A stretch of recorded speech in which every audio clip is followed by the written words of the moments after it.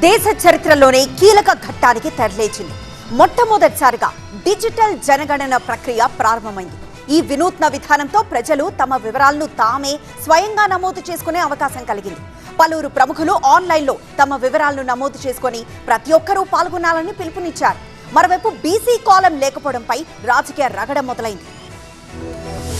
తెలంగాణలో తొలి విడత జనగణన ప్రారంభమైంది. ప్రస్తుత కాలంలో ప్రతి కుటుంబంలో స్మార్ట్ ఫోన్లు, ఇంటర్నెట్ వినియోగిస్తున్న వాళ్ళ సంఖ్య పెరిగిపోవడంతో సెల్ఫ్ ఎన్యూమరేషన్ కి అధికారులు అవకాశం కల్పించారు. మొత్తం 33 ప్రశ్నల్లో 27 ప్రశ్నలకు ఆన్సర్లను ఎంటర్ చేయాల్సి ఉంటుంది. మిగిలిన 6 ప్రశ్నలకు సమాధానాలను ఇంటి దగ్గరికి వచ్చే ఎన్యూమరేటర్ ఎంటర్ చేస్తారు.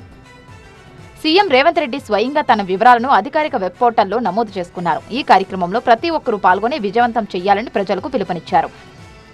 అటు కేంద్ర మంత్రి కిషన్ రెడ్డి సెల్ఫ్ ఎన్యూమరేషన్ కి సంబంధించిన వివరాలను అధికారుల్ని అడిగి తెలుసుకున్నారు. సంబంధిత వెబ్సైట్లో వివరాలను ఎంట్రీ చేశారు. జనగణన ఫార్మాట్లోని ప్రశ్నావళిలో ఓబీసీ కాలం లేకపోవడంపై కాంగ్రెస్ నేతలు అభ్యంతరం వ్యక్తం చేశారు.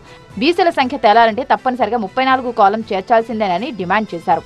జనాభా లెక్కలలో కుల ప్రాతిపదికన కూడా ఎస్సీల సంఖ్య, ఎస్టీల సంఖ్య తెలుసుకునే క్రమంలో బీసీల సంఖ్య కూడా తెలుసుకోవాల్సినటువంటి అవసరం, బాధ్యత ఈ కేంద్ర ప్రభుత్వంపై ఉందని మాట సందర్భంగా చెప్తారు. అటు మా బీసీల సంఖ్యను లెక్క పెడుతుందని చెప్పినటువంటి ఆందోళన ఉంది కాబట్టి ఆ ఆందోళన తొలగించే విధంగా కేంద్ర ప్రభుత్వం కూడా తగు నిర్ణయాలు తీసుకోవాలి. ఇది తెలంగాణ రాష్ట్రం కాదు, దేశవ్యాప్తంగా ఉన్నటువంటి బీసీల లెక్కను కూడా ఇదే సందర్భంగా తీసి వారి ఆందోళనకు తెలియజేసినటువంటి ఆ బాధ్యత కేంద్ర ప్రభుత్వం ఉందని చెప్పి నేను ప్రయత్నం చేస్తా ఉన్నా. తప్పనిసరిగా ప్రజలను కూడా మేల్కోవాలి. ఏది అన్యాయం ఏంది, ఎస్సీ ఎస్టీ పెడతారు, ఓబీసీ అని పెడితే అయిపోయి ఓబీసీలో మైనార్టీస్ కూడా ఉన్నారు. అందరు లెక్క తీయాలి కదా. కులగానే అంటే నేను ఎప్పుడో చెప్పిన నరేంద్ర మోడీ గారికి, అయ్యా నువ్వు క్యాస్ట్ వైజ్ సెన్సర్ చేయి, 1931లో అయింది, నువ్వు చేయలేదంటే ఇప్పుడు చేసి కూడా సగమే చేసి మళ్ళా మా నెత్తి మీద మొట్టికాయ కొడుతున్నారు కనుక నేను దీనికి వ్యతిరేకం అని చెప్తున్నా.